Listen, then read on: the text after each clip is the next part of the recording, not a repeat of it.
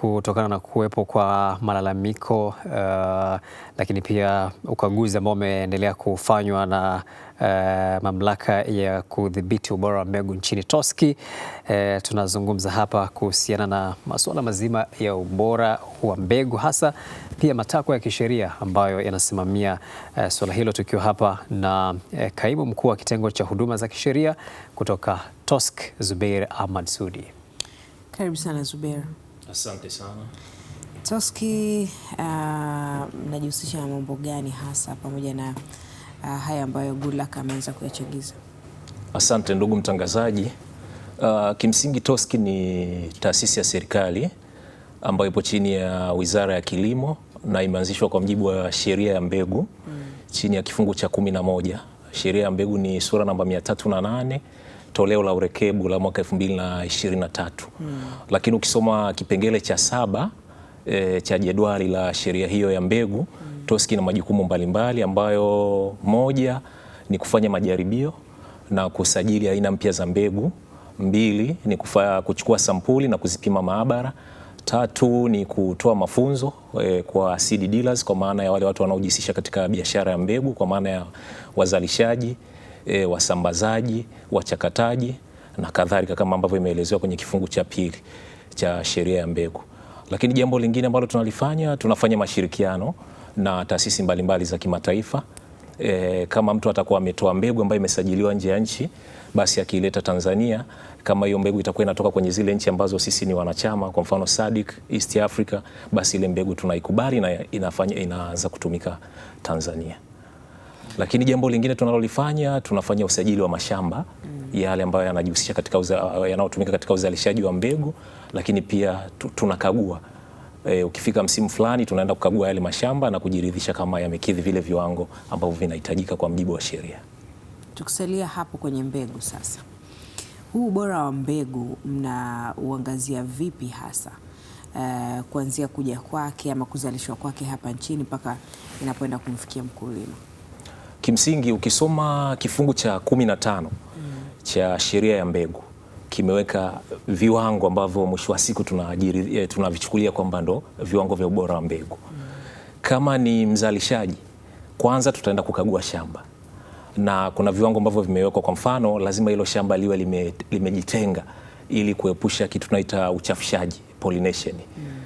Lakini pili, lazima kama akigundua ile mbegu tutaileta maabara, tutaipima na kujiridhisha kwamba kama anasema, kwa sababu anavyogundua mbegu lazima ile mbegu iwe ni tofauti na ile mbegu ambayo ilikuwa sokoni, tunaita DUS. Lakini pili, tutafanya tutapima viwango vya umahiri. Kuna wakati mtu anazalisha mbegu, mfano mbegu ya mahindi, anasema hii mbegu labda inafanya vizuri nyanda za juu kusini. Kwa hiyo lazima tutajiridhisha, tuna mashamba ambayo tunayatumia kupima hivyo viwango vya umahiri kwenye eneo husika. Lakini tatu, kuna vitu ambavyo tumeviweka, mfano kuna swala la lebo. Pia na hilo tunalitumia kudhibiti swala zima la ubora wa mbegu. Mkulima anaponunua mbegu atabonyeza nyota 152/48 na itamletea kwamba ile mbegu ni sahihi au sio sahihi. Kwa hiyo ndio viwango ambavyo tumeviweka. Na nini hasa kinafanya, Zubeir, kunakuwa na mbegu feki ambazo zinakuwepo, ikiwa utaratibu wote umewekwa, sheria ziko wazi? Nini hasa kinasababisha sasa mbegu feki ziuzwe mtaani? Kimsingi, kabla sija kujibu, naomba niliweke sawa hili. Mtaani imezoeleka kwamba ni mbegu feki, lakini kwa sheria ni mbegu ambayo haijakidhi viwango vya ubora. Ndo tafsiri sahihi. Kwa sababu, kwa nini nasema hivyo? Ukienda na hiyo tafsiri ya mbegu feki, ukienda mahakamani utashindwa kumtia hatiani huyo mtu utakao kuwa umemkamata. Na kumbuka, kwenye sheria tunasema hakuna kosa mpaka sheria iwe imesema kitendo fulani ni kosa. Kwa hiyo lugha sahihi inayotakiwa kutumika ni mbegu ambazo hazijakidhi viwango vya ubora wa mbegu. Sasa nikirudi kwenye ikiwa feki maana yake nini? Ndio maana nimesema mtaani imezoeleka wanatumia neno mbegu feki, lakini kisheria tunatumia neno mbegu ambayo haijakidhi viwango vya ubora wa mbegu. Na kwa nini nasisitiza hivyo? Ukienda mahakamani na hiyo tafsiri ya mbegu feki na umemkuta mtu anauza mbegu ambazo hazijakidhi viwango vya ubora wa mbegu, hautathibitisha kosa. Na kumbuka ibara ya 13 ibara ndogo ya 6 ya Katiba ya Jamhuri ya Muungano wa Tanzania inasema kila mtu anachukuliwa hana kosa mpaka pale itakapothibitishwa kwamba ana kosa. Halipo kwenye sheria, lakini mtaani linatumika. Sasa kuna neno na kuna mantiki. Ndio. Yaani mantiki ya mbegu feki. Maanake ni kwamba ni mbegu ambayo haijakidhi viwango vya ubora wa mbegu. Kwenye mantiki na kwenye sheria bado tunarudi kwenye na mwisho wa siku kutokidhi kutokidhi viwango vya ubora wa mbegu. Na umeuliza swali ukasema ni kwa nini tuna sheria, tuna miongozo, tuna kanuni, lakini mwisho wa siku bado kuna hizo mbegu ambazo hazijakidhi viwango vya ubora wa mbegu. Kama unavyofahamu, mfanyabiashara siku zote lengo lake ni kutengeneza faida. Sasa kuna baadhi ya wafanyabiashara ambao sio waaminifu.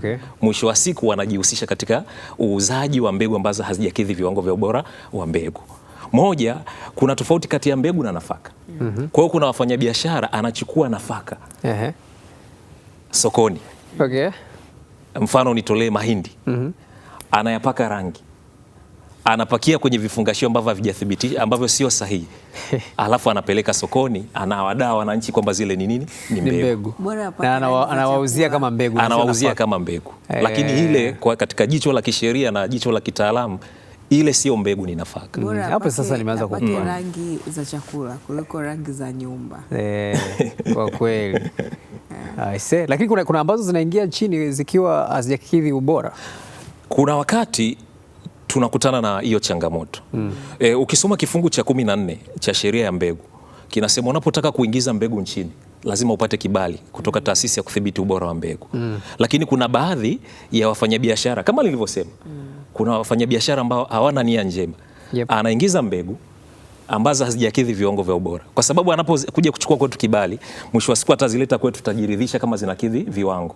Kwa mfano, kuna changamoto moja imetokea Sikonge, Tabora. Kuna kesi hiyo tunayo pale Sikonge.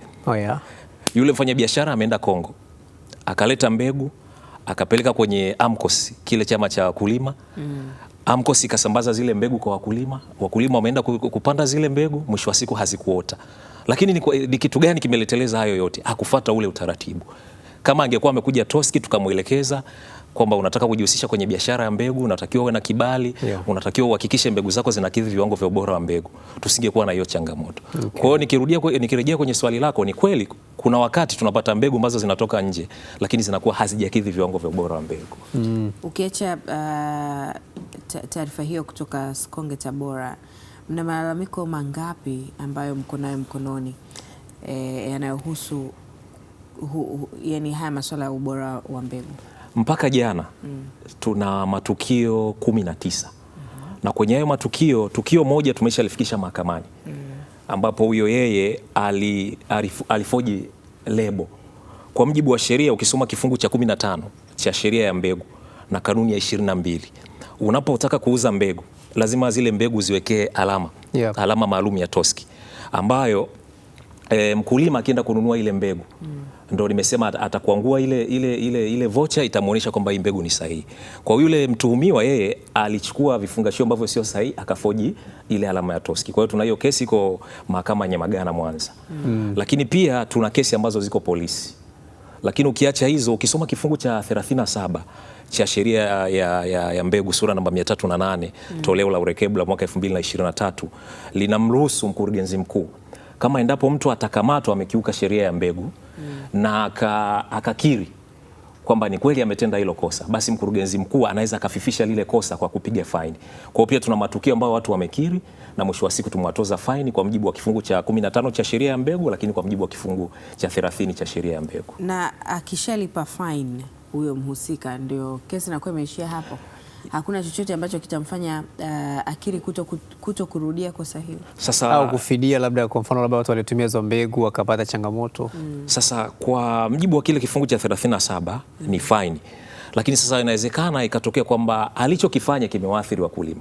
Kwa mfano, kuna kampuni fulani sitaitaja, mwezi uliopita waliuza mbegu za mahindi Arusha na Tarime. Wakulima walivyoenda kupanda zile mbegu hazikuota. Kwa mwisho wa siku tukamtafuta mkurugenzi wa ile kampuni, tukawatoza faini, lakini pia tukamlazimisha aweze kuwafidia wale wakulima. na mwisho wa siku amewafidia na wakulima wanaendelea na maisha yao. Na hiyo kampuni sasa inaendelea kutoa huduma au inaendelea kutoa huduma, na kwa sababu walikiri tukawapa onyo na tukawatoza ile fine, lakini wako chini ya uangalizi maalum. Tunawafuatilia kwa karibu sana. Na umetoa mifano kadhaa hapa ukigusia kwamba wakulima wananunua hizo mbegu na hazioti. Zipo kesi ambazo wakulima wananunua mbegu zinaota, lakini mazao ambayo yanapatikana yanaleta athari kwa jamii. Kimsingi hatujakutana na matukio ya namna hiyo. Ni kwa sababu gani? Ni kwa sababu sheria inapinga vikali hivyo vitu. Kwa mfano kama ukisoma kifungu cha 65 cha sheria ya mazingira, kuna hizi zinaitwa GMO, hizo zimezuiwa. Kwa hiyo kwa sasa hivi ninavyoongea hatuna matukio ambayo tumekuta mfanyabiashara ameuza mbegu na zile mbegu zimeenda kuleta athari ya kiafya kwa jamii.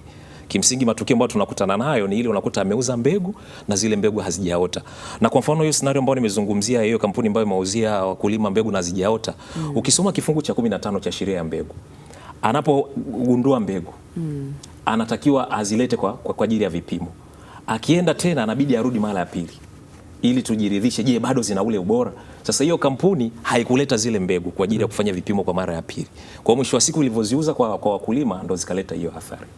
Ni kitu gani hasa sasa wakulima wanatakiwa kukiangazia katika ununuzi wa mbegu? Hasa tuko katika msimu ambao ndio tunapanda.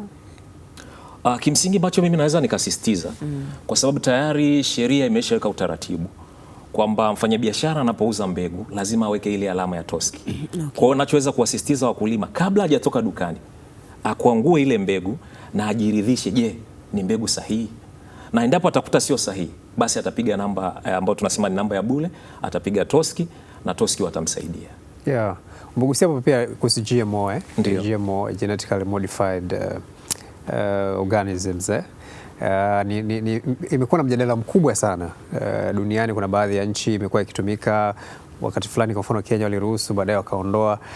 Sisi hatujawa na mazingira kama hayo, lakini kuna wasiwasi kwamba vitu hivi vinaweza vikapenyezwa bila sisi wenyewe kujua, tukajikuta tunatumia GMO au kitu ambacho ni close to GMO. Unasemaje kuhusu hilo? Kimsingi mimi labda ni kuondoe wasiwasi. Umesema kuna wasiwasi kwamba inawezekana tukajikuta mwisho wa siku tunatumia aina hizo za mbegu. Kwa sababu sisi tayari tumeshaiwekea misingi.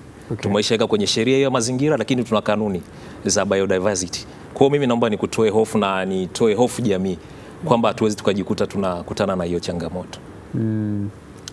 Sasa Zuberi, sisi tunatakia kila la heri TOSCI.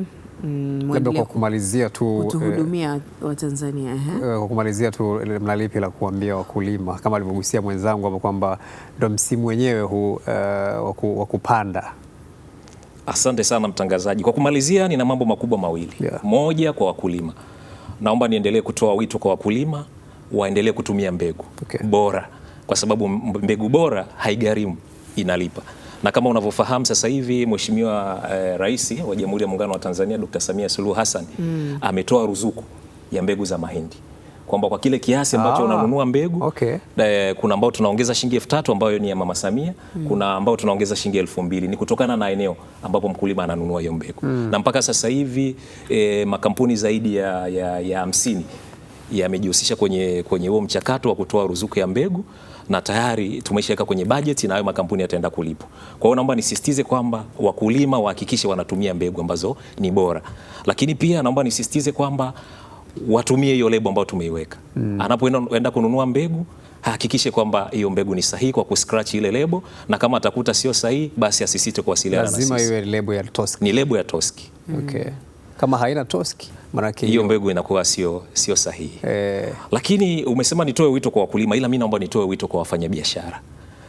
Ukisoma kifungu cha 15, kifungu kidogo cha 7 cha sheria ya mbegu, kimetoa jukumu kwa wafanyabiashara kuhakikisha wanaweka mazingira, wanalinda zile mbegu zao ziendelee kuwa katika ubora. Lakini changamoto tunaokutana nayo, unakuta mfanyabiashara anauza mbegu na hazingatii hicho kifungu cha sheria. Kwa hiyo mimi naomba niseme bila kupepesa kwamba hatutokuwa na tashwishi yoyote, hatutakuwa na hofu kuwachukulia hatua za kisheria. Na kama unavyofahamu, kwa mujibu wa kifungu cha 15 kifungu kidogo cha 5F kinasema endapo mfanyabiashara atakutwa amekiuka zile standard ambazo zimewekwa za ubora wa mbegu, faini itakuwa sio chini ya milioni 100, itakuwa sio zaidi ya milioni 500, itakuwa sio chini ya kifungo cha miaka 5 na itakuwa sio zaidi ya kifungo cha miaka 12.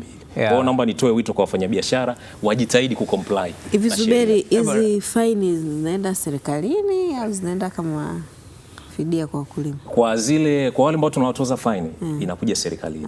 Lakini kwa mkulima ambaye amepata athari, yeye anatengenezewa mazingira ya kuwa compensated na zile mbegu. Na sheria inasema nini kuhusu hizi faini? Zinaenda kwenye kuboresha maeneo tofauti tofauti hasa ya kilimo kama hizi ambazo zinachukuliwa katika maeneo ya kilimo? Sasa kama nilivyotangulia kusema, nilisema ukisoma kipengele cha 7 cha jedwali la sheria ya mbegu, TOSCI ina jukumu la kufanya ukaguzi wa mashamba. TOSCI ina jukumu la kufanya majaribio ya mbegu. TOSCI ina jukumu la kutoa mafunzo. Kwa hiyo zile fedha mwisho wa siku ndo tunazitumia kwenda kutoa mafunzo kwa wakulima. Kwa mfano ninavyoongea na wewe, kwa kipindi hiki tu cha miezi 3 tumetoa mafunzo. Tuna watu tunawaita ni wakaguzi walioidhinishwa, tunashirikiana na TAMISEMI. Kwa hiyo tumetoa mafunzo, lakini pia tumetoa mafunzo kwa wakaguzi kutoka mamlaka ya viuatilifu na afya ya mimea TPHPA. Kwa ile hela inarudi kwa jamii. Tunakushukuru sana Balkis. Katika masuala ya mahakamani kuna vitu vitatu: kuna kufikishwa mahakamani, kupelekwa mahakamani na kuburuzwa mahakamani. Kwa jinsi alivyokuwa anaongea Zuberi hapa, ukiingia kwenye anga za TOSCI utaburuzwa mahakamani. Tunakushukuru sana ndugu. Asanteni sana. Ni kaimu mkuu wa kitengo cha huduma za sheria kutoka TOSCI, na tumezungumza hapa namna ambavyo sheria inaweza ikafuata mkondo wake pale ambapo utajihusisha katika kuuza mbegu zisizo na ubora. Bado uko nasi, hii ni Morning Trumpet.